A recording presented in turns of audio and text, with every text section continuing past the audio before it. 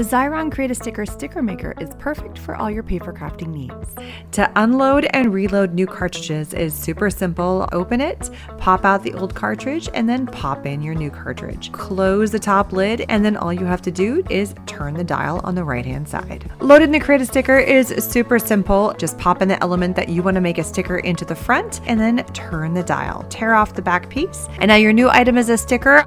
You can also add other elements into your Create-A-Sticker, for instance sequins, which turns them into little tiny stickers that you can add to the front of your cards.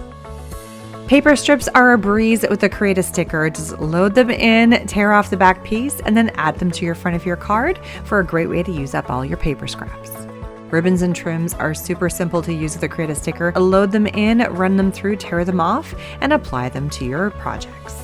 Intricate die cut pieces is also wonderful with the Create-A-Sticker, as it'll turn all the elements into stickers, which you then can apply, and it makes life super simple. Creating cards with the Xyron Create-A-Sticker is such a breeze, you'll wonder why you'd never had it before.